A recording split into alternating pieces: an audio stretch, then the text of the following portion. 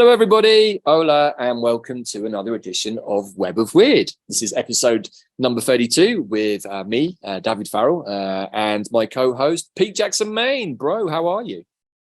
Hey, bro. Yeah, I'm good. Thank you very much. And it's quite a weird one, this, because it just reminds me how quickly things develop and run on and move on and recede into the past. That this time last year, we were talking about a certain mascot of Mayhem and his family, because I was on board a flight with Stanley Johnson. And I'm about to go on a flight to Greece again. In a couple of days, I'm going to be on. I've got a book to finish, so I've decided to go out there and just sit there, off the grid and finish the damn thing. And I've been reminded much, and also because of our first topic, I think, which is going to be something to do with boiling. But I'm going to a destination where apparently people are really boiling, and I think we kind of want to get into that a little bit as well, I think, today.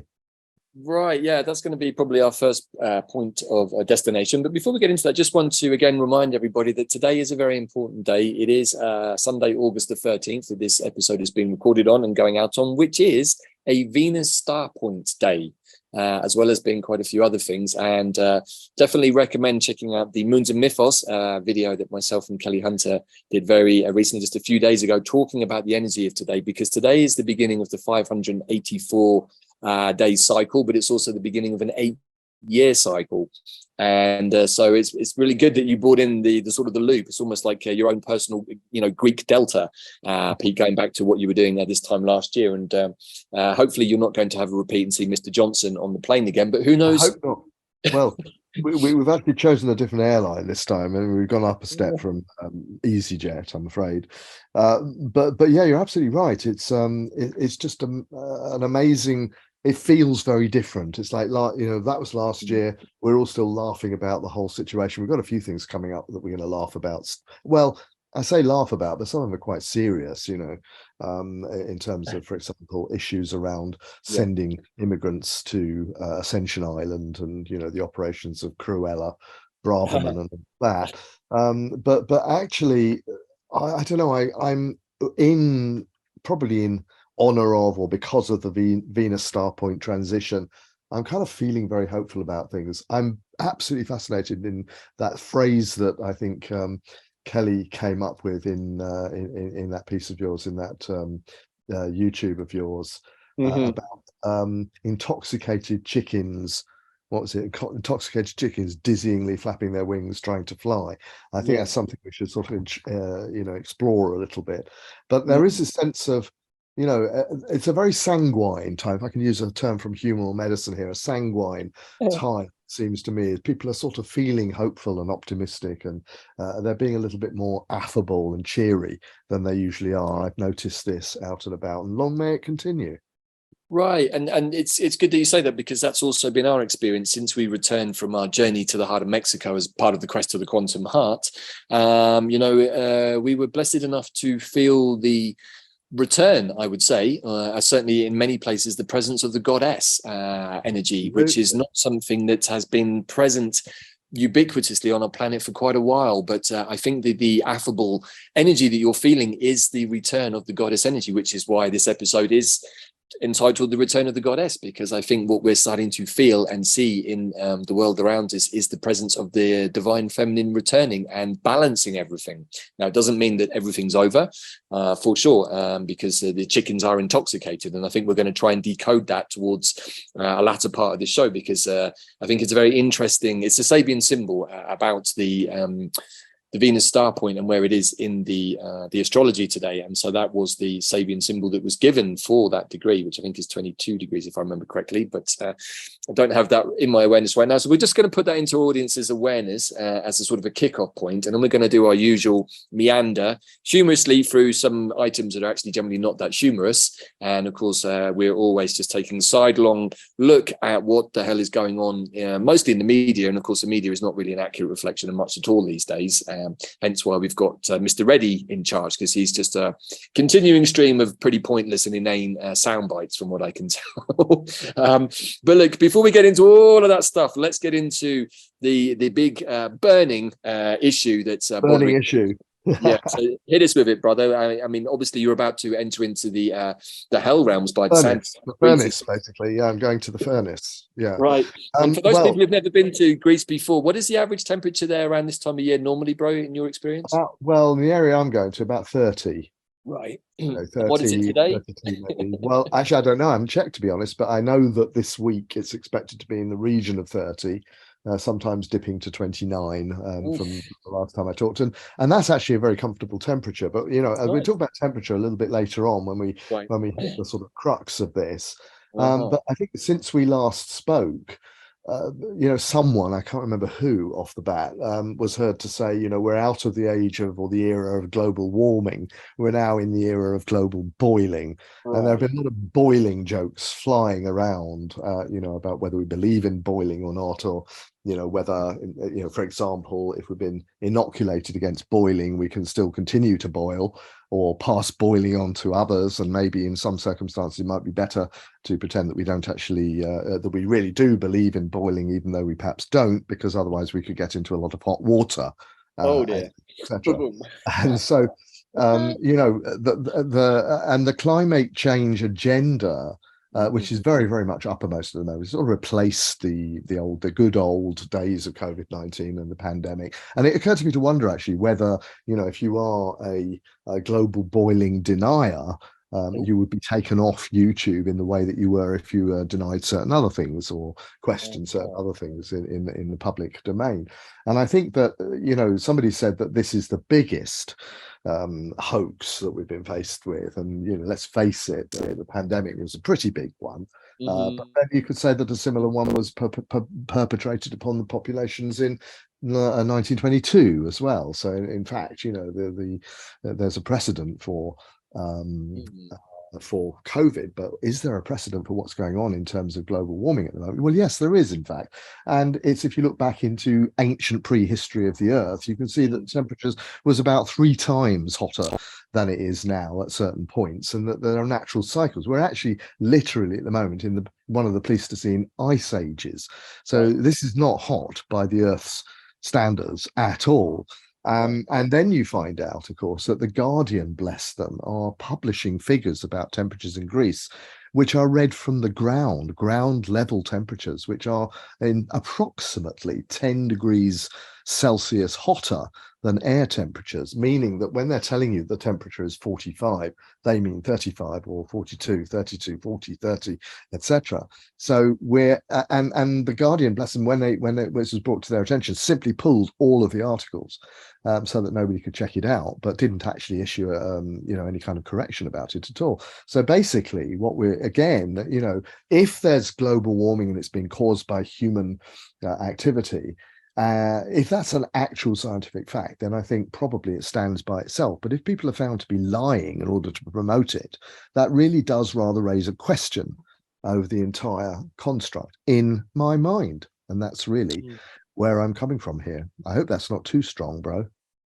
Well, as always, we have to be careful about where our hosting channel is getting its directives from. As far as I know, the World Health Organization has not put any kind of claim about global boiling, so we'll tread our usual careful path with this one. But as far as I know, being a climate boiling denier is not a phrase that's entered into the zeitgeist just yet. I suspect we're not that far away from it.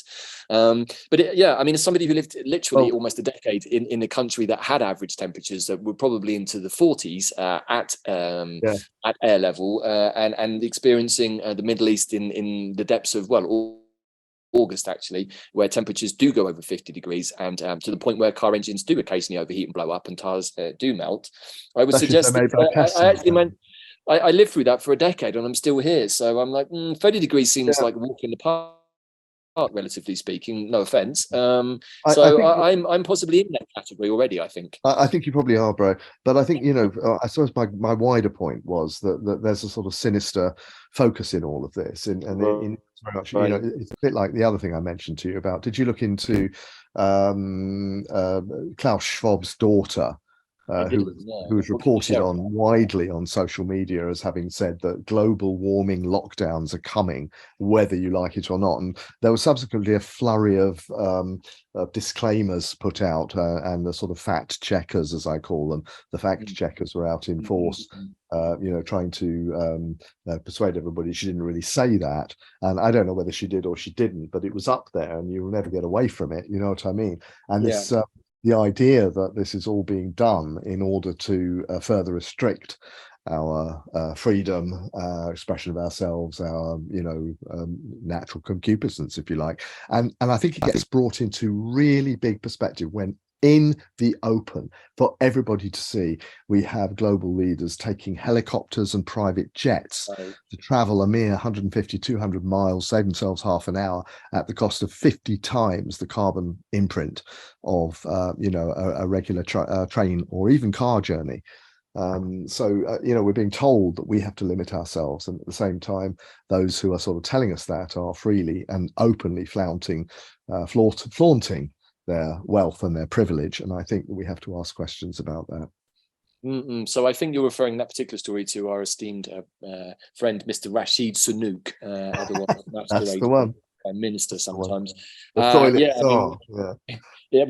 we'll get to some of that in a minute, but I just want to keep on this theme of the climate for a second, because obviously in the news at the moment is the very real story of the island of Maui in Hawaii burning, and supposedly there are a number of fatalities there. But again, we come back to this point. It's like, well, how are these fire situations starting? Are they natural? Are they being created on the ground? Are they being created from the air? Or are they just part of a picture forming? And I would hope by this point, sort of 3 years into the hoaxing that has been going on, that people are starting to wise up to the fact that there's just a lot of big BS promulgated through papers that mostly belong to Mr. Soros, or have done in the past. Whether they still do or not depends on which channels you're following. But I seem to recall that story was quickly pulled because I think a German newspaper or one of their magazines did a quick fact checking of their own and brought out this information and decried it as the bullshit that it actually is. And you've been going to Greece, I think, fairly regularly, and 30-degree temperatures are a nice temperature for us more pale-skinned folks to be able to get a nice little bit of colour in us. Absolutely. So I don't think that's going to boil from the inside, do you? I mean, I think if you were in danger of boiling, it might have already happened by now. I think it would have, frankly. And I mean, I remember being on one of the Greek islands and there were fires on the mountain. It's a typical thing, very scary, very exciting. Go out at night and see the hills burning. But so it's not a new thing. I mean, I'm remembering that from at least 2 decades ago. That's not very long in the scheme of things. And actually, do you know what, bro? I'm not going to go out there and say I don't believe in climate change. I do. I think climate change happens all the time. It's the natural cycles of the earth. And if you actually look at the history, the mega history of the earth and where it's come from, the cycles it's been through, the ice ages, etc., you realize these things are actually happening whether we like it or not. And we've been privileged to live in a fairly temperate era of planetary history. And we're protected by that. But yeah, it may be about to change. But my point about it is that it's being made into an excuse politically to tax us, limit us, control us, and otherwise, kind of disrespect us, actually. And I don't think anybody that I know would be against the idea of saving the environment. And for God's sake, I'm a herbalist. You know what I mean? No, bro, it sounds like you're suspiciously delving into conspiracy theories there. We have to be very well. Never let it be said. Me, conspiracy theorist, but at the end of the day, they will be apologizing to us because, the fact of the matter is that, conspiracy theory, I don't really care what you call it. I call it out. If I see BS, I call it out. And this is BS. Now, I don't know what's behind it. I mean, there are sort of predictions that the entirety of Northern Europe is going to be underwater in 50 years and all that sort of thing. Well, maybe it will, maybe it won't. I don't know. But, I'm not, if they're asking me to believe that me giving up my car, giving up my annual holiday to Greece and, limiting my bath water is going to save that from happening, then as long as they're running their private jets and their helicopters and their five houses around the world, then I'm sorry, but I'm not going to be taking too much notice of you. Good point, bro. I think that there, that we can sometimes, if we take a step back and start to question, oh, well, maybe my carbon footprint isn't all this. But then you have Mr. Sanook literally flying from the very long distance of the south of England to the north of England in a helicopter, like you said, saving 30 minutes on his journey time, which doesn't sound like a very useful exercise when it costs as much as it does to the taxpayer, of course, and to the environment. So I think that the more that we look at this and we have these anchor points of like, well, how come you're asking me to do that, but you're not doing it yourself, tends to suggest that it's not a real thing, A like bit of much of what's happened over the last few Partygate. years, right? Yeah, I mean, exactly. Partygate all over Partygate, again. right? Yeah, it's another one. And so I think it's good to have these kind of foil points as sort of anchors so that we don't end up getting a little bit pulled into the story. Because I've had people asking me, how is the weather in Mexico? And, in certain states in the US, they haven't seen rain for like 3 months, which I can't deny. I'm assuming that my friends and colleagues are telling me the truth. And I'm like, well, to be honest, everything in Mexico seems absolutely normal. Yes, it's rainy season. It's hot in the mornings. We get a thunderstorm about 2-3 o'clock in the afternoon. Some days it's heavier than others. And everything's nice and green, and there's lots of mosquitoes, which is about average for this time of year. And so I'm just like, well, and just to throw something else into the pot, weather can be changed by intention or by machinery. So it's well known in the Buddhist world that in the old days up in medieval Tibet, that they had lamas who'd sit up on the mountains and they would control the weather so that the crops could grow. That's an aspect of working with elemental energy, which, as any geomancer would know, is quite a possible thing. And one of my own teachers was a well whisperer, and he was able to make dry riverbeds spring back by talking to the water elementals. So if we can do that at a magical elemental level, then imagine what can happen when you start to introduce technology like HARP or things from space. And I think, and of course, as you already rightly pointed out, Mother Earth goes through these climatic changes, and the traditions of these lands, we're now entering the time of the sixth sun, and when you look into the previous suns, they all seem to have some sort of epoch changing climate moment, which allows the earth to recalibrate herself, often with some landmass disappearing, some reappearing, and that's Earth doing her process. And what makes it difficult for humans is that we feel somehow that we are above her, and that it's inconvenient for us if we're living in one of those areas where we've invested a lot in a big house and a lifestyle that they might disappear underwater, which 100 million years ago wouldn't have bothered anybody. So I think there's also a very me-centric position on all of this that humans can take. Yeah. But there's also the fact that, if, the sort of global flooding thing, which has been predicted, let's face it, right. It's all over Edgar Casey and all sorts of other exactly. people. Right. It's been predicted. We're kind of forewarned. I don't mind about that. The problem is, what is actually at the base of that? Is it a sort of biblical apocalyptic, God's not pleased with you anymore, he wants to wipe you out, biblical flood, and I think it was, another version of that story with the other of the two brothers, Enlil, saying, well, let's just get rid of them all, and Enki saying, well, no, let's just save a few, whether it's that sort of thing that's going on, or whether it is in fact total screw up. In other words, Atlantis style screw up and the end of civilization, is like when you're actually living with it on the ground and you're looking at what's going on. And as we do in this program, we try to sort of sort it out and kind of scratch our heads and think about what's really going on here. And you're inevitably led back to politics. I can't see any way around that. And the fact that, we're all recruited into these agendas quite openly. And we then have to watch while the people who are recruiting us are behaving in ways that they tell us that we can't behave. And that, I think, is really interesting, because the whole disingenuity of it, the lie, the hypocrisy, is wide open for everybody to see. And my question is, well, why doesn't everybody see it? And we know that a lot of people see it, and hopefully you and I see it, and hopefully a lot of the people listening to us, there's an awful lot of people out there who still don't and who let it happen. And I think that it's that critical mass. The demonstration is plain for all to see. We may or may not be about to boil. Okay, and if boiling occurs, at this particular stage, I'm not sure that we can do anything to stop it. I do question the evidence that's being brought forward to suggest that this is happening. But, the opposite of boiling in a way is freezing. And, that could happen too. And I'm wondering if the next little ruse that they'll come up with is, there's going to be another ice age. And you know what I mean? It's this kind of manipulation of available data, manipulation of the natural world, in order to do what? I've heard a lot of very interesting narratives lately concerning people are sort of starting in ways to wake up to the fact that there are, people out there who actually don't particularly like us or want us to be around anymore. Do you know what I mean? It's that sort of, we exploited the plebs and the working class and all the rest of it. And, well, actually, we don't need them anymore because we've got AI and they can do the job much better anyway. So what are we going to do with them, sort of thing? You know what I mean?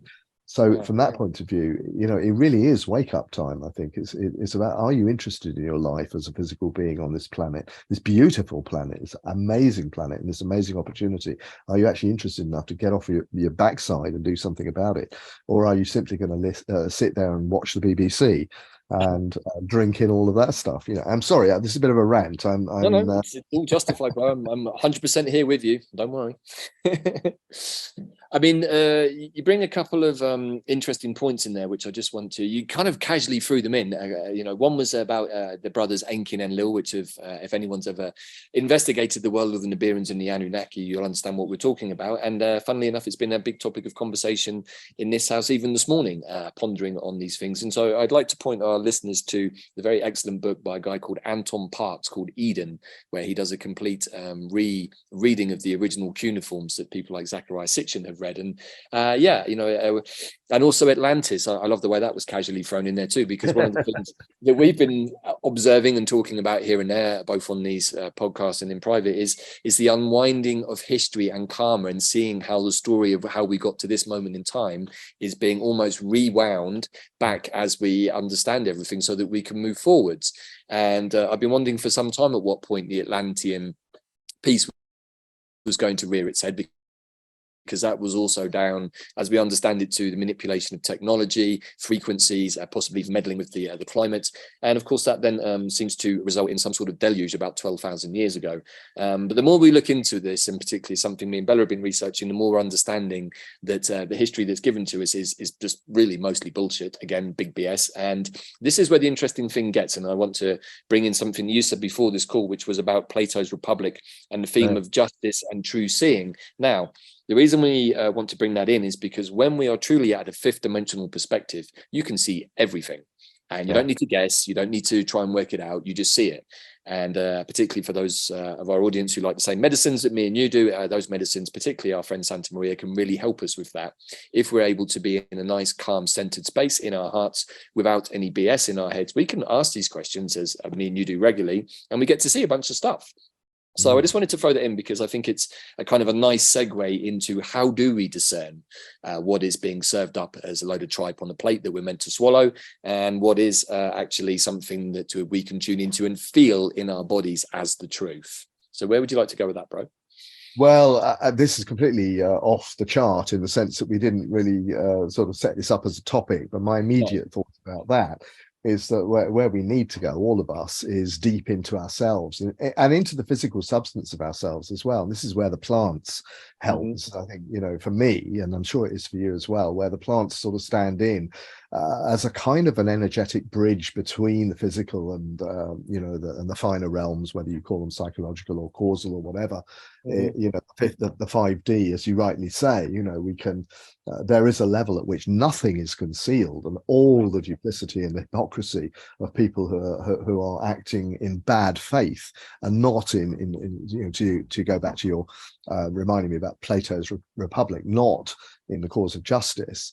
And what Plato's Republic is basically all about is the realization that to act unjustly never ever serves your purposes, and so you can't ever get above a certain level with it. So in the field of sort of spiritual evolution, if you want to call it that, you can't even get to 5D unless you're prepared to drop the perspective that would kind of impel you to do things that were not just and that were not kind, that were not universally an expression of universal love, if you like, because that's all there is at a certain level. You can try and hide from it, but eventually you have to capitulate to it. And at that point, there's going to be a reckoning for some people. And it's like Everybody. yeah, for everybody. But for some people, it's going to be harder to let go of than others, in the sense that, I'm not setting up another sort of spiritual hierarchy here. I think it's just it's a kind of an energetic construct that everybody has to bow to, and that is that, yeah, actually, and the problem is that when you're here, like you and I mean, it does sound terribly, I don't know, it sounds a little bit sort of immodest or boastful or something, but I end up with the question, why can some of us see certain things and other people can't? And we can see, it's not politically or socially acceptable to be able to say, well, I know your greater good. You step in and say, well, I know what's good for you, but actually I kind of do. And I find that very, very difficult, because I can see all of this stuff that other people are accepting, signing up to, paying their taxes for, and refusing to challenge. And I can say, well, why are you doing this? And it's sort of it's a big conundrum, I think, for all of us, and I think it's got something to do with things that we've talked about, in terms of the bifurcation of timelines, and I think it's my impression is that, yeah, there's a huge hopeful vibe out there. There's a gate of opportunity for sure. I absolutely have seen that and feel it, but at the same time, there's still this tension. The stretching as the sort of timelines, but divide, and the conflicts that we all get into socially. I'm talking the social conflicts about how you deal with people who really do not share your particular view of things, and yet are in their own way good people. You know what I'm saying? Absolutely. And I think that this is, again, one of these sort of open-ended conversations that me and you've had plenty, but I think are worth revisiting periodically, because they're a big part of where we're at. And there was a nice segue there between, obviously, Atlantis and Plato, because it was Plato that kept some of the memory alive in some of what he wrote about. Yeah. But I think that you've touched on something interesting, which is coming down to the lower aspects of our emotional body. And this is a topic me and you've talked a lot about, but it seems relevant here, which is the ego.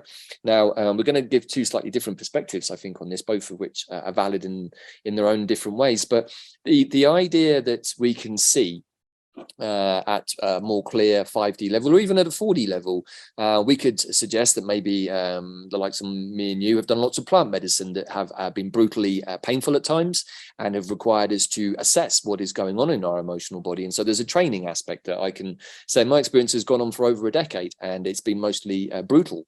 And so that has trained me, initiated me into handling myself in multi-dimensional situations, and the gift that has come with that is one of being able to see better. But being, with the astrology that I have, I also have more of the psychic energy of the Scorpio and the empathic qualities of the Piscean. So it's somewhat hardwired into some of us to be a bit more that way. And it sounds really, really cool, except that, seeing and feeling everything is great in some occasions and really, really awful in others. So it's, sometimes a blessing and a curse. So we're all hardwired slightly differently, but through doing the inner work, we can start to free, as the Buddhists would call it, the obscurations and blockages that might prevent us from seeing, the old dirty glass routine that we've talked about. As we clear the glass of the silt, we get to see more and more. And eventually we see that the vessel that we are contained within is not a muddy, dirty glass, but actually a crystalline, transparent vase. And so I think we're throwing this into the mix, because the ability to see is not necessarily something that is a God-given right to any of us. It's something that has to be worked at, and with intention and a certain amount of dedication, as you will know and I will know. And so I wanted to put that in, because once we are able to handle our emotional bodies and our 3D bodies to some extent, we can start to get a little more adept at journeying or transversing the other multi-dimensional aspects of ourselves. So these parts of us are all present at all times. It's just a case of whether we can reconnect to them. And this is where the work with the heart is really important, the work with the channels and the chakras, and looking at all of those hidden shadow aspects is really important, because, and this is where I think I want to bring you back in to talk about the ego, because we can look at the ego in two ways. One is that the ego is set up to protect us and guide us on our journey, which we need. But at some point, it also starts to think, because of that role, it's in charge. And that's when things can start to get a little messy, because that little slippery guy or girl can start to take control of situations which it doesn't really have any right to take control of. And then it starts to get imbued with all kinds of other unhelpful traumas and injuries and other things. And it then ends up trying to protect things it doesn't want people to see. So I wanted to bring that in, bro, because I think it's all part of the same story that we're getting at, right? Absolutely, and I think you right there, and what you just said is a perfect definition of the intoxicated chickens, Right. the decapitated chickens, the headless chickens running around. Because the ego as you said, it thinks it's in charge, but that's because there's nobody else in charge. Do you know what I mean? Right. I'm reminded of some work that I did with dogs a while back, where what you do with a dog is barking all the time. Well, basically you tell it to shut up, but the more you tell it to shut up and the more harshly you tell it to shut up, the more you reinforce the impression that there's something really wrong, so the dog barks even louder. And that's because there's no real leadership there. So, the correct thing to do in that situation is to just look at the dog very, very calmly and say, it's okay, I've got it. You know what I mean? And as soon as it knows that there's someone in charge, it's like, oh, okay, right, great. Go on, do what you do. And that sort of, the role, if you like, of being a decision maker, is what I think is largely missing in people's lives. And also the people who are making the decisions at the sort of national, social, political levels, etc., the ones who we listen to or in the news all the time, are making such bad decisions that nobody can really trust them anymore. And I think everybody has a notion of that, where politics is concerned, where you vote for this guy but you wouldn't want to do it. I think it was also Plato who said that anybody who wants power should be disqualified from having it. Exactly. And that's it's a very cogent perspective. So the whole, the issue of decision making, which again, going back to the sort of dog analogy, was something that I traversed into briefly with the Wolfman, Sean Ellis, when he went out and lived with wolves for 18 months and came back alive, and the Native Americans who sort of told him where to find them didn't believe it, that he got out of it, and what he came back with was a kind of kind of social structure that he got from those animals, which he says applies perfectly also to human beings. But the problem is that in the natural world, you do things because it's a matter of survival. In this world, survival means that the people with the skills to ascend to the top and run the whole show are simply acting out of ego. So we go back to ego. Your question was originally about ego. I think the problem is that ego is a psychological construct that's very necessary for us. We need an ego. We need to be able to face people and be, have an identity, if you like, so people recognize who we are. You can't be a different person every day. That confuses people and pisses them off, as I've found. But I'm quite a sort of chameleon. I'm a Gemini. I'm a sort of chameleon character anyway. And it doesn't go down too well sometimes that you're not the same person when you hook up with somebody the second time as you were the first time. Which is fine, I think it's okay, but the ego is, it's capable of being a lot more flexible than people actually give it credit for. And I think the ego, like a dog in a way, the best kind of dog anyway, will willingly do his master's bidding. But who is the master? And that's the issue that we're grappling with here. So the headless chickens and the intoxicated chickens are the ones who are all full of themselves. They really they have no real leadership. And by the way, headless, what is it? Intoxicated chickens flapping their wings trying to fly. Chickens can't fly. So, it's the whole thing is very, very unrealistic in the first place.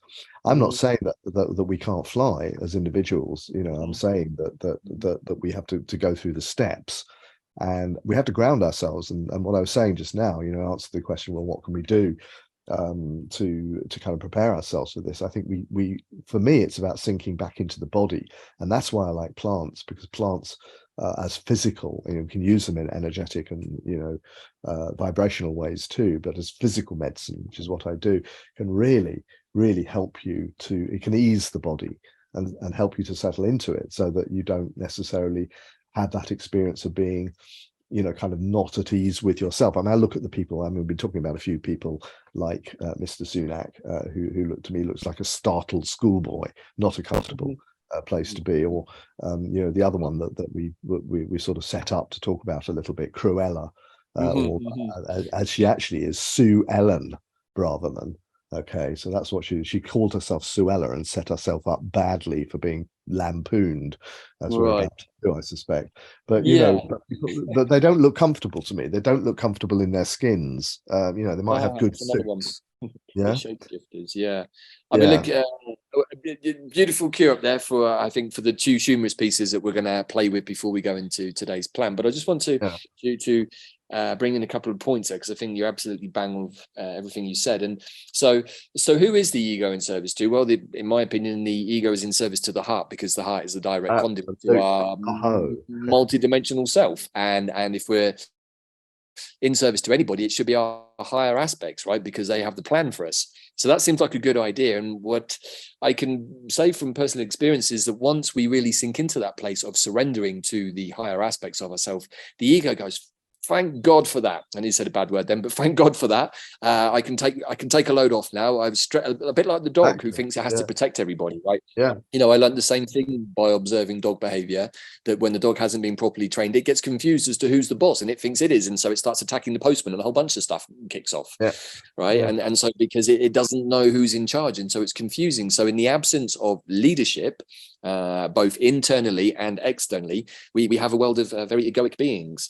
And looping back to the astrological piece, what I thought was interesting on today's energy is that we have this Venus star point with this Sabian symbol forming a yod, which is a finger of God, which has on one aspect of, I think I talk about it in the video with Kelly, it has Neptune and Pluto.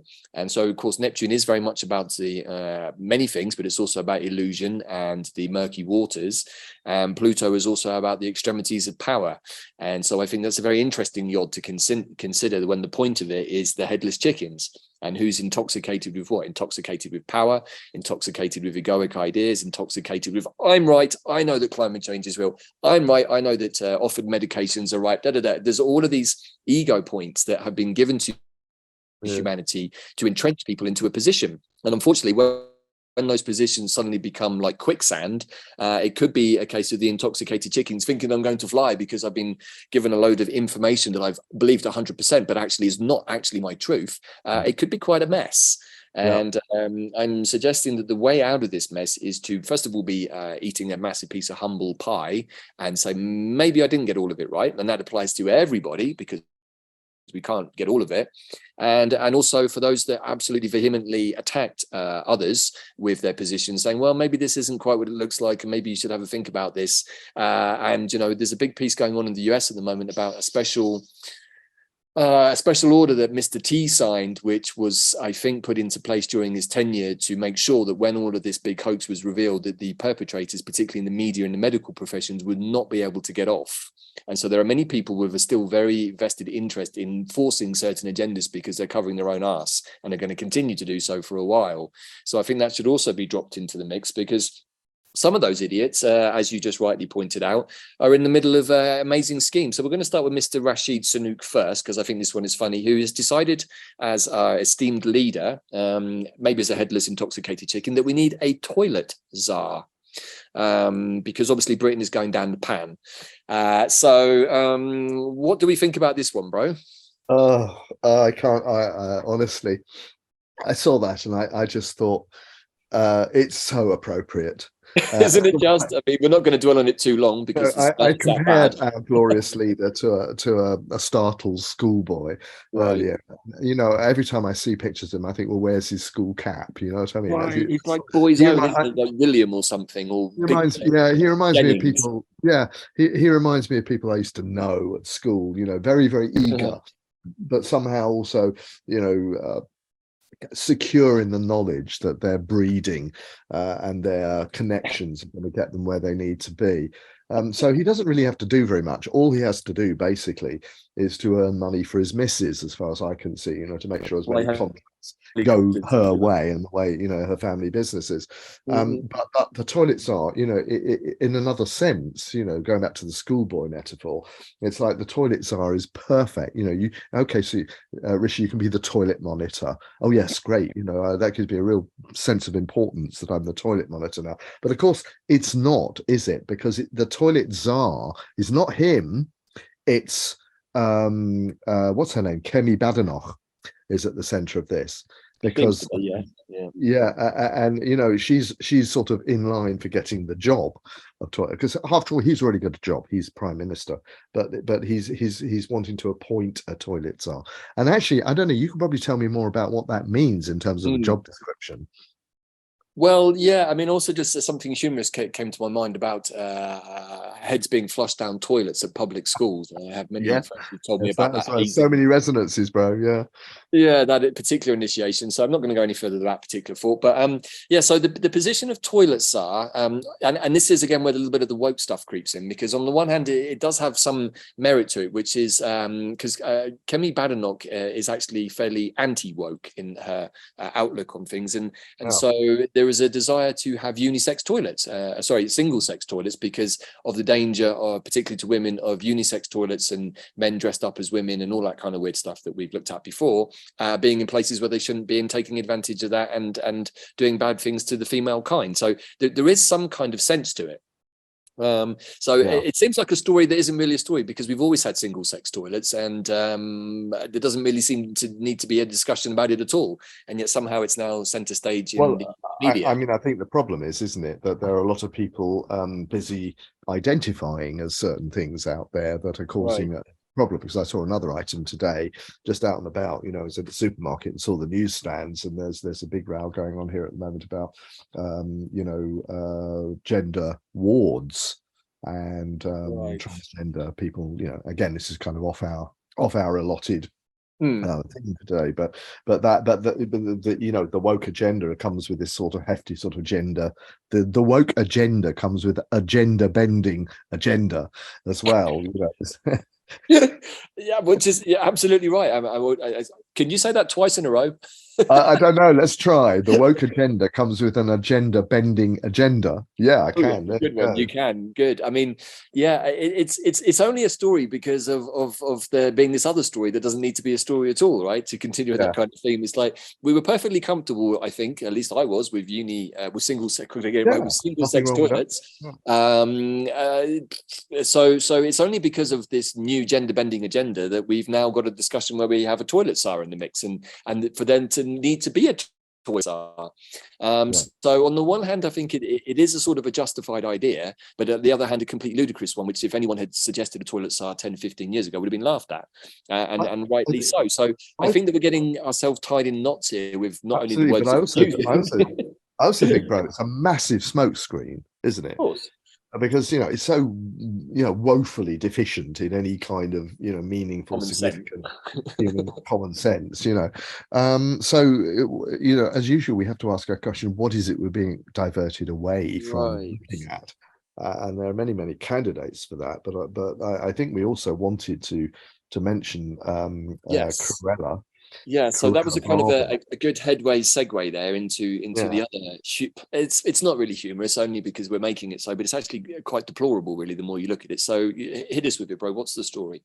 Well, I'm going to start with a few weeks or perhaps even a couple of months ago, when the woman who is, of course, the daughter of Asian, Mauritian and Asian immigrants into this country, and I had nothing against any immigrants for whatever purpose. I think as far as I'm concerned, I've said this before, I'll go on record saying it again, you got the guts and the nerve to come to this country and help out with what's going on and be our neighbor and be our our compatriot, then I welcome you. I don't have any problem with that at all. But when you are privileged to come into a place and you've actually got that in your family heritage, and you're actively not only turning away people who are trying to seek asylum here for very valid reasons, but you're actually also glorifying it. And we've dealt with this one before, but you know what she actually said in this particular interview was with the Daily Telegraph. She said, "I would love a full page, front page Telegraph on the takeoff of the first flight to Rwanda, carrying refugees to Rwanda." And I've got this image of the sort of stunning picture of the aircraft on the runway or taking off, and Suella just sort of standing in the foreground with an inane grin on her face, saying, "Yeah, done it." You know what I mean? Like that was, as she said, it's my strong focus, and she actually used the word, it's my obsession. Her obsession was to send these people to Rwanda. Well, of course, that got blocked and finally ruled illegal. So what did they think of next? And of course, we're all going to love this because of the name of the place. They want to send them to Ascension Island.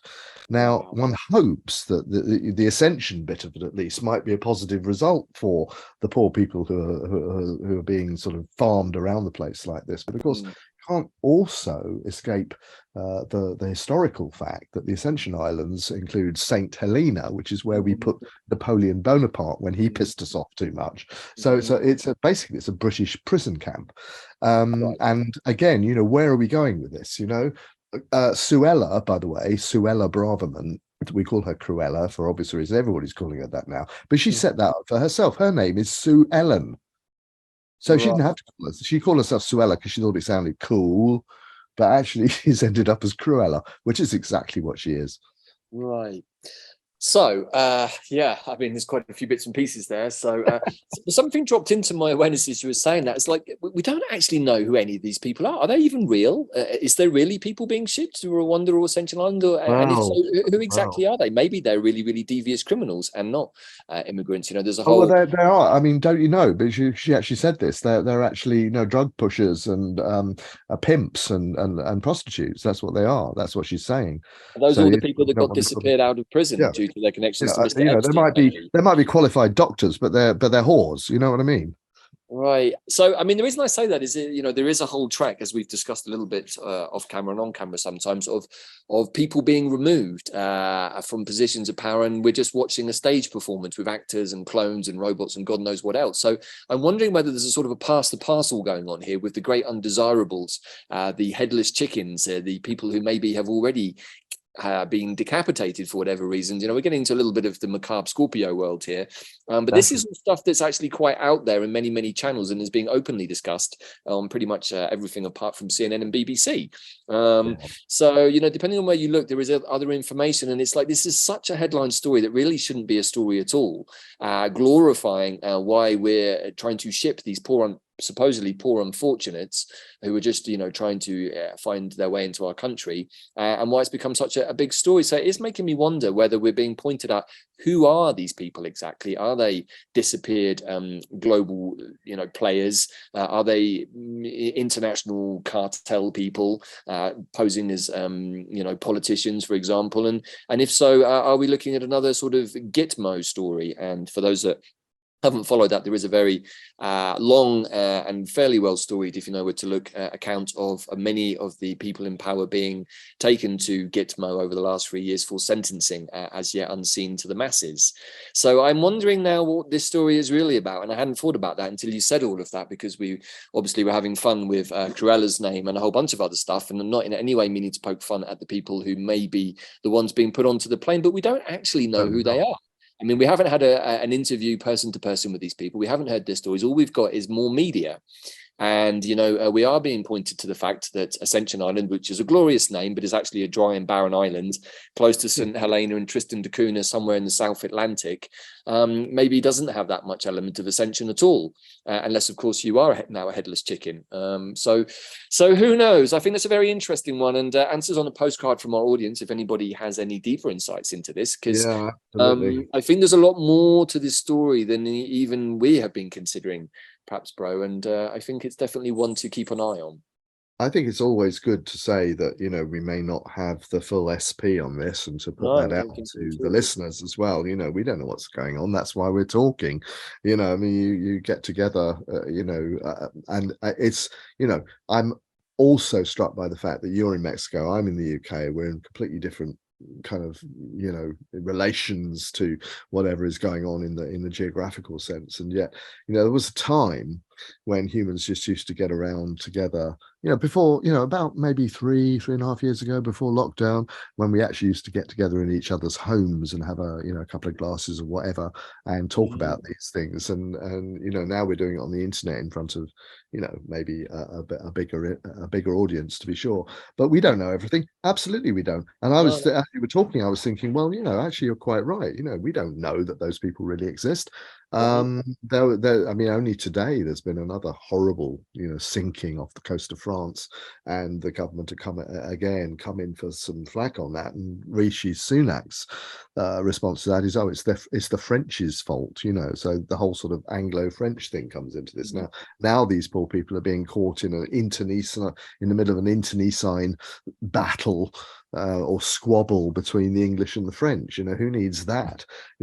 I would always point back to the fact, as I always do, to the imperialist, colonialist aspirations of people who go and bomb countries hundreds of miles, or if not thousands of miles away from them, and then expect people to somehow put up with that. It's obvious that people want to migrate away from areas that are troublesome in that way, and we could, I mean, I could go on a long time about that in terms of the treatment of certain classes of people, certain nations of people in the Middle East, but I think that would probably get us into some very dodgy areas. So I guess we'll move on.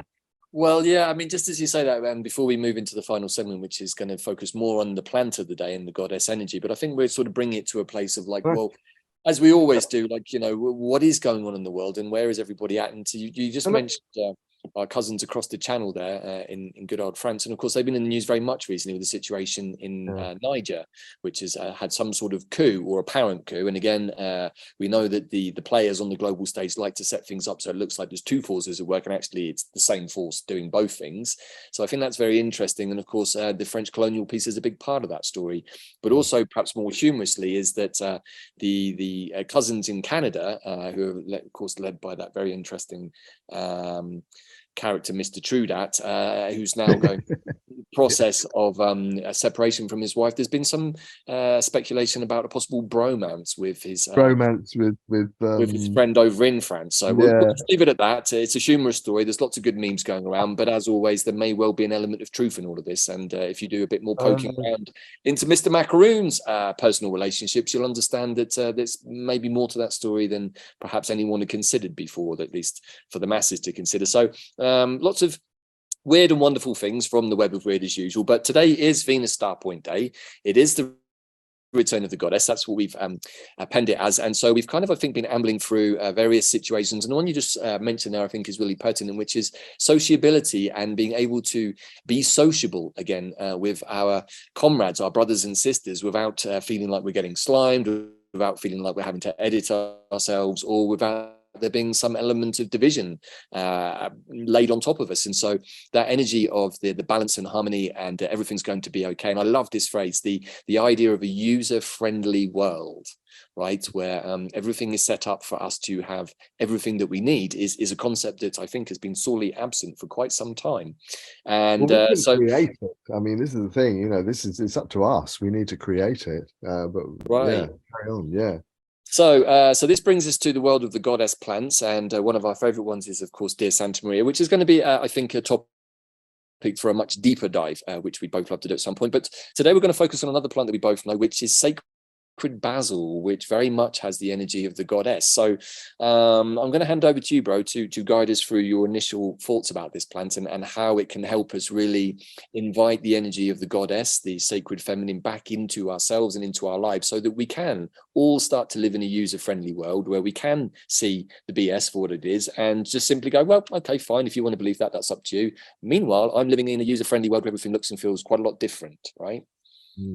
Yeah, and this is where I said earlier, in the task that I suggested, of settling into our own bodies in some way, of not feeling that we're constantly under threat, that sort of constant elevation of the sympathetic nerve system, the expression of adrenaline and cortisol and the stress hormones. Now, this is where Tulsi comes in immediately. The first thing I ever heard about Tulsi several years ago now, because this is a plant that is not, natural to us. We never knew about it. I was never taught it in Western herbal medicine. It came to us through the Ayurvedic, Tulsi, of course, being a Sanskrit word, through the Ayurvedic tradition. It is, of course, Occamum basilicum, Occamum tenuiflorum, or Occamum sanctum, which are the three sort of varieties that are used. Holy basil, and it is a plant that is more than anything associated with switching off the sympathetic nerve system, switching off the stress, turning down the cortisol, getting us to settle back into ourselves, back into our heart space, back into our community space. And as it's normally cited in many Western herbal medicine books as an adaptogen. When Western herbalists write about these herbs, these sort of star herbs, really, I mean, this one's called the Queen of Herbs, the incomparable one, the mother medicine of nature. These are all terms applied to Tulsi. So she's a special plant, and Westerners sort of like to categorize things in very scientific ways, so we'll call her an adaptogen. So now, adaptogen is an interesting term. We've come across it and talked about it many times before, I'm sure, and there's an official definition of an adaptogen, which I'm not even going to challenge our listeners' attention in order to articulate. But here are some of the things that Tulsi is good for or can do. I'm going to read the list. Basically, menopausal situation. So, as a female herb, and actually this is something that that is extremely relevant to our society as a whole, that half our population at the age of 50-ish go through this transition, which we call the menopause. And it's, it can either be a period of sort of joyful acceptance of oneself, or it can be a really, really tough transition. But helping people through the menopause, helping women through the menopause, is something I do a lot of. And Tulsi has got to be on the front line of herbs that I might choose in order to do that. They say if you hit the menopause and your adrenals are screwed and your liver is, stagnant and congested, then you're not going to have a good time. So treatments for the menopause really start with addressing those two organs, not, as you might think, the female organs. They've kind of handed over to something else. The adrenals, for example, take up 25% estrogen production after the menopause. So in other words, they say, right, we'll give you enough, and the adrenals step in, or should step in, and say, we'll give you enough estrogen to be running on. You don't need that much. You're not going to be doing any reproducing anymore, but you do need estrogen to keep your bones strong, etc., etc. If the adrenals are shot by the time you get to menopause, that's not going to happen. And this is where Occamum, holy basil or Tulsi, comes in so strongly. One of the things that Tulsi does is to mop up excess cortisol, so that so basically stops you rattling with anxiety all the time. Would that be the fight or flight syndrome, bro? We could be looking at fight or flight, absolutely, yeah. So cortisol being a fight or flight, if you're in permanent fight or flight, then basically your cortisol levels are sky high. But the problem with that is that after a certain time, you're going to exhaust your adrenal glands. And so cortisol is adrenal sparing, as we call it. Holy basil is adrenal sparing, because it actually turns the whole thing down. It turns down the volume of the adrenal glands. So it's a great nervine. I think it's not, the term or the category of Shen tonic, which I think we talked about in the heart immersion that you've just done. The Shen tonic in Chinese terms is spirit tonic, and of course this is an Ayurvedic herb, so it's a different tradition, but I think it would categorically it would come in as a Shen tonic, a tonic that by taking away, if you like, some of the carapace, some of the burden that we're carrying of the ego, for example, and the anxiety and the sense of having to be on guard the whole time, having to be kind of on your guard in order to protect yourself, taking that away, allowing you to kind of settle into yourself, relax a little bit, getting into the heart space. Again, I think this is very much to do with the heart, and of course the Shen in Chinese theory actually resides in the heart. So there's a lot going on there around lowering cholesterol, opening up the brain functions. And we find quite often that the herbs that our heart balancing, get us into the heart. Also, by the same token, they seem to be able to allow the higher mental faculties to start opening up as well. Excuse me, I've got a really dry throat here. My apologies. No worries, bro. Do you need me to step in while you get some water, or do you want to carry on? Actually, would you do that? Actually, yeah, I'll just get some water and I'll be fine. So yeah, I mean, I know Tulsi from a number of different perspectives, from particularly the training that I did many years ago with my wonderful teacher Pam Montgomery, where she introduced Sacred Basil as the keeper of the Book of Souls, the being that a goddess being who knows exactly where all of our soul fragments have got distributed to, if they have at all, and also whatever kinds of soul contracts we may still need to basically be looking at. And so that's really from a more plant spirit or quantum perspective how I know the plant of Sacred Basil, but also she very much carries the energy of the goddess Lakshmi from India. And I think as we're in this sort of period of moving into abundance and fertility, the whole idea of the freeing up of the adrenals actually something that resonates with me, the sort of fight or flight. I suspect many of us have been in fight or flight settings, or what's the word I'm looking for? Yeah, the setting of fight or flight at various points in our life, if not continuously throughout our life. And I'm thinking there's a reason why this plant came to my awareness 2 days ago, and why I transmitted that idea to you, that maybe on this day of the goddess, we should be looking at one of the goddess plants. And for sure, both her and Santa Maria were talking to me at the same time, saying, hey, I think your next journey should be the return of the goddess. So we may well be doing another one of our plant journeys in the not too distant future, quantum plant healing with the basil family. But I just want to bring in a couple of other sort of ideas that come with this plant. Is that it's very good at getting the energy moving. It's a sort of a flow facilitator, so to speak. And part of its mantra is helping us to get unstuck. So what do you think about that, bro? Okay, I'm going to start talking about it from a herbalist perspective here and a traditional medicine perspective. It's a member of the mint family, the Lamiaceae, and it shares many, many properties, with that family. Because that family, for example, is known for its antispasmodic actions, which means releasing tension, for its nervine, sedative, sleep-inducing actions, for its digestive enhancing actions, because of course you can't digest things when you're in fight or flight. So the whole, if you like, the concern around the autonomic nerve function, which is the branches of sympathetic and parasympathetic nerves, it definitely gets you into the parasympathetic side of things. But actually, that's kind of, in a way, a little bit deceptive in terms of this plant, because that's an action that you might normally associate with a plant that was sort of somewhat cooling in nature, energetically speaking, cooling and relaxing. But actually, holy basil is temperamentally hot and bitter, so it is actually quite stimulating. And when you sort of talk about getting the energy flowing and getting the blood flowing, indeed, because to get energy flowing in the body, you also have to nourish the blood, charge it up with the kind of nutrients and the oxygen that it needs, and then get it flowing nicely around the system. And energetically speaking, it's the hot, bitter, pungent herbs, hot bitters.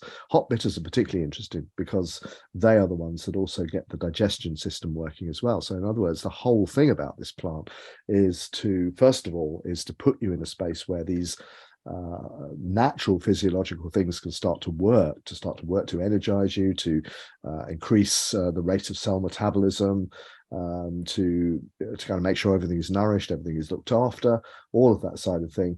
Very, very, very physical activities that we have. And yet at the same time, we also have this really kind of, I would call sort of almost like, we could say spiritual, but sort of vibrational energy with it, where it connects us. It's called holy basil. It kind of connects us with the divine as well. And it's a perfect plant to choose, bearing in mind what we were talking about earlier. And what I said, the answer to all of this is actually to sink more deeply and more comfortably into our own bodies, and that plants are the way, one of the ways in which we can do this. This is a perfect example. And just before, I know I've gone on a little bit there, but I'm just going to read a couple of other things out that this plant can do. It boosts hair growth. again, by increasing circulation to the scalp. It lowers blood pressure, and it lowers cholesterol and lipids in the blood. It helps the digestion. We said it dissolves kidney stones. It detoxifies the respiratory tract. This is a big Ayurvedic use for the herb as a respiratory herb. Protects against chemical stress. So all the things we say about adaptogens, like Siberian ginseng, for example, astragalus, schisandra, those typical adaptogens all do the same thing. They help to protect us from toxic stress of one sort or another, and so does holy basil. It relieves joint pain, improves complexion. It fosters beauty, stamina, and a calm disposition in Ayurveda. And if that wasn't enough, it's also anti-venomous. So if something comes along and bites you, then holy basil can actually sort that out for you as well. So as you can see, a plant with like whenever we focus on a single plant, this often comes to me, wow, why do we need any more than that? And this is the thing about plant world. I mean, pretty much every plant can probably offer you something, but some, and this is why they call them the queen of herbs or the incomparable one, etc. Some really, really do punch above their weight. And this is one. I mean, it's a very delicate plant, member of the mint family. You all know what mints look like. They're hardly sort of, they're not the sort of the most macho plants on the planet by any means, but this gentle energy, this really gentle but powerful, lots of essential oils or aromatic oils in these plants, for example, very, very small amounts of chemical which have such a powerful effect. That's what we're talking about here. Something you just said there, which is really interesting from a quantum plant alchemist point of view. Tulsi is my energetic venom poison remover. Yeah. And when I've been overseas, or when I've had clients, particularly from the Far East, of which I've had a number over the last few years, I've often come across snake magic using energetic snake poison. So Tulsi is my venom remover. So just for those of you that are in that world of sort of quantum plant work, just to share that one. But also, this is not something that I work with Tulsi with, but she seemingly is also a psychopomp. So she has the ability to help souls that have departed the earthly plane cross successfully to the land of their ancestors, so they can continue on their evolutionary journey without getting stuck or hijacked in the astral planes. And I just wanted to bring in another couple of bits of information, which I think is super interesting. So she is known as Lakshmi, the mother goddess, and the rough translation of that name is she who leads to one's goal. She who leads to one's goal. So I think that really when we invite the goddess in, and today is a day when we can do that, we are asking spirit, asking our heart self, and say, I want to know who I am and why I'm here right now, and how is this going to unfold for me. And as we invite that energy in, we also say, well, in order for me to be everything that I want to be and need to be, I'm going to need a number of assistance items with that, not least of all some level of abundance and perhaps security and blah blah blah. So she is the goddess of wealth, prosperity, fortune, abundance, love, beauty, and power.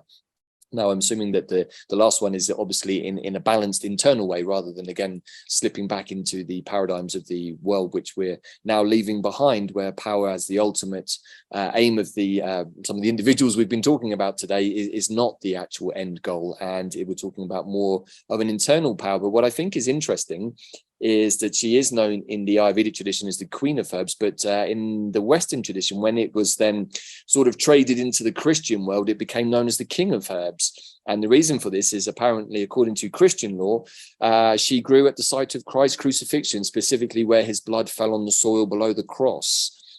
So we can say that this is a plant that connects you to the divine, but I think that's super interesting. I mean, as an adaptogen, would there be some aspects of blood cleansing there, bro, with this plant? Well, this is an interesting question. We're now sort of entering the arcane world of professional herbalism and herbal theory, if you like. But there are two I regard them as quite problematical categories or herbal actions that we recognize in Western herbal medicine. One is adaptogen, which is, I often say, a bullshit category, because it wasn't invented by traditional medicine practitioners, invented by Russian scientists.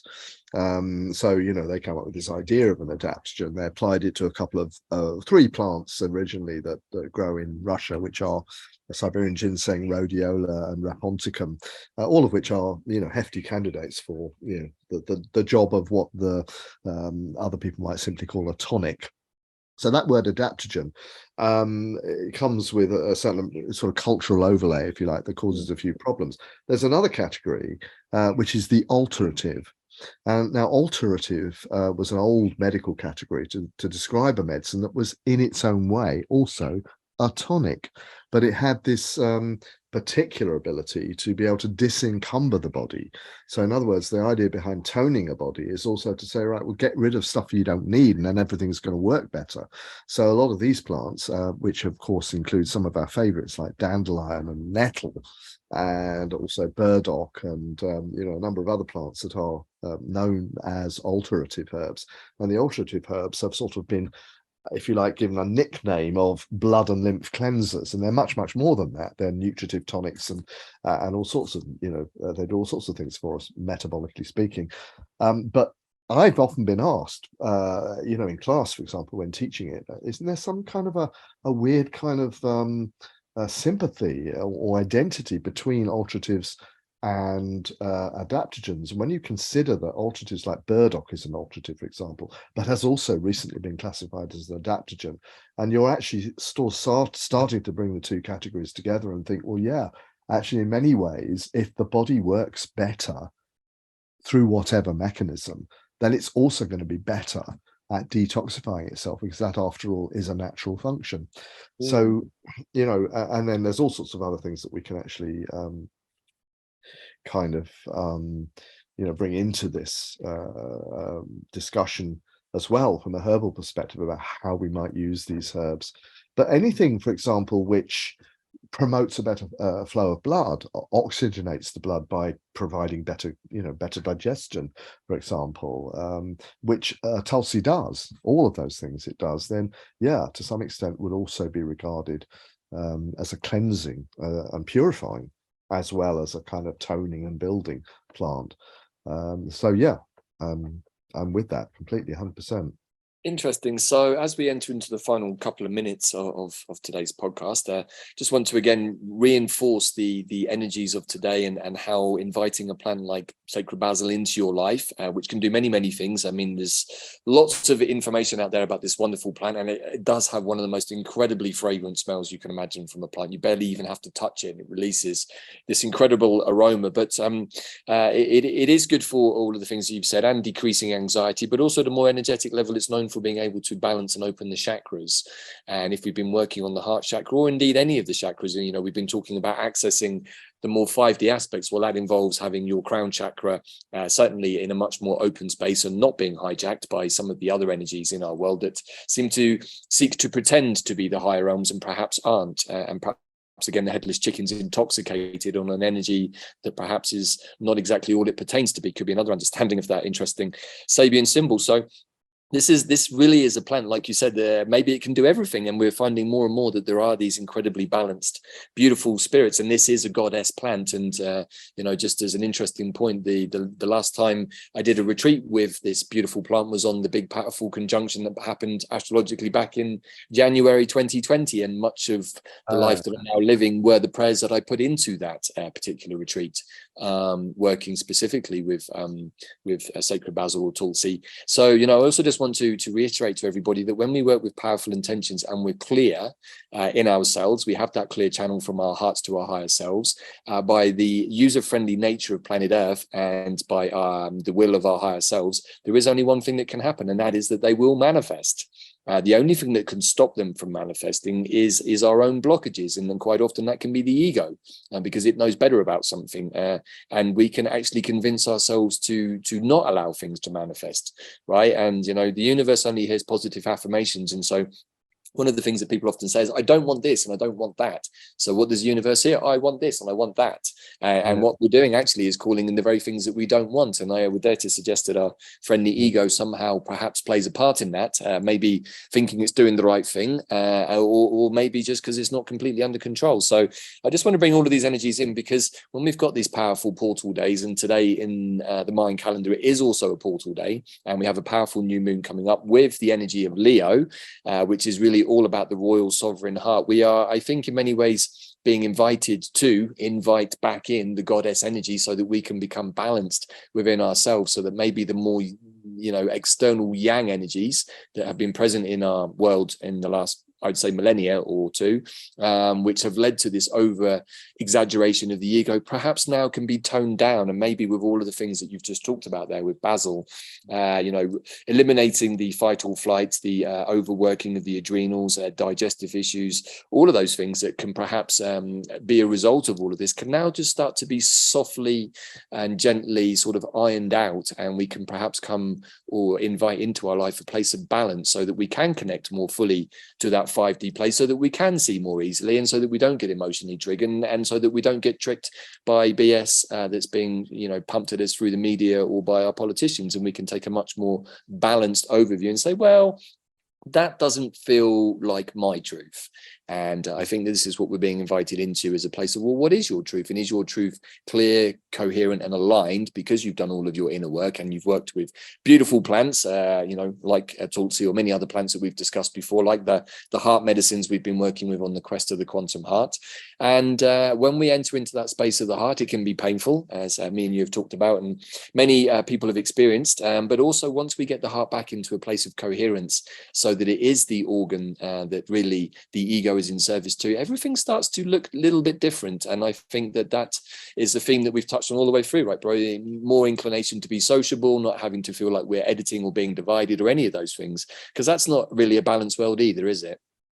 Yeah, no, indeed not. And again, that sort of sense of easy social discourse, which is very much a heart-centered thing, and a kind of switching, a neurogenic switching, if I can say that, between the sympathetic, which we have to engage, to do things, to be in the world, to defend ourselves. And it struck me as you were talking, actually, that a lot of the things that we've been talking about, when they go off, and the ego, for example, is because you switch into the kind of adrenal energy, which is all about fear, adrenals and kidneys, about, hey, what might happen? I better be on my guard.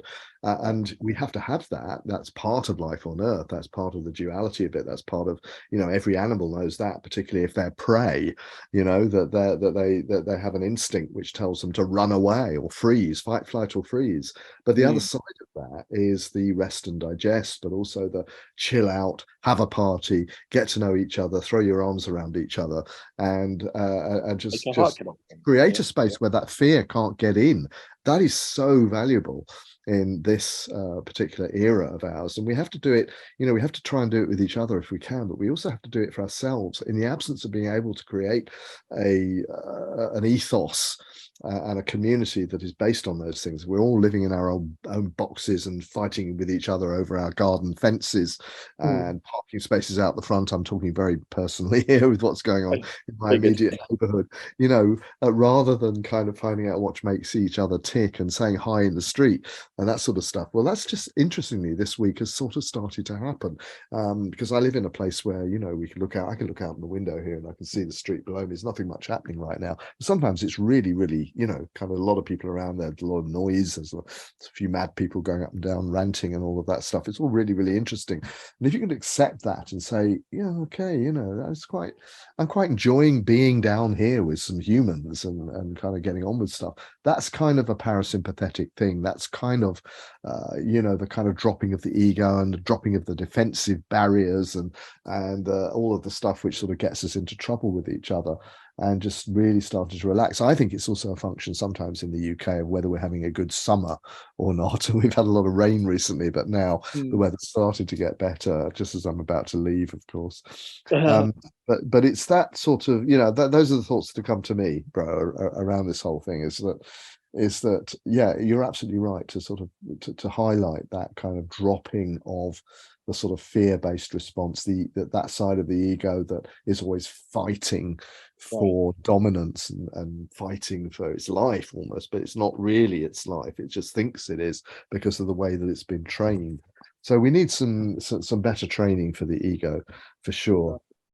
Yeah, booyaka, bro. I love everything you just said there. And, as final thoughts, looping back to the beginning. So when we're getting this sort of idea of being boiled alive by fairly normal temperatures, and all designed to create fear and anxiety that gets us out of shape and keeps us in that fight or flight rather than rest and digest. I think that what we're looking at here is, again, like the denial of the connection to our true selves, because at that level we simply cannot be tricked, and there simply can't be any fear, because that it's 5D is a state of being that we have to create within ourselves, and the more that we create that vibration and stay in it, the more the world around us is the same, because it has to be by fractal design. But if we're in a place of fear and anxiety, and oh my God, what am I getting attacked by today? Or what's going to get me today if I step outside the front door? Who's going to get me? What's going to happen? There's a million and one different scenarios that we can run through our head if we're in a place of fear, which of course plays havoc with the adrenals and all of the other things you've talked about. And it can also cause problems with our digestive system. So we then don't absorb the nutrients and abundance and all the good things that we need to keep us healthy and strong. So, I would dare to suggest that that's a bit of a downward spiral that humanity has been given as a present by the various other people. And perhaps now we can say, I don't want powers and principalities. Yes, exactly. We can give it back and say, well, I never really wanted that in the first place, and actually it was never mine. So here you go, you have it. No thanks. From you. And perhaps I'm going to step into a world where rest and digest and sociability and having fun and being creative and creating the time and space to do the things I've always wanted to do, rather than the things I feel obligated or forced to do, is part of the old paradigm. Because in a user-friendly world, why are we feeling forced to do things that we don't want to do?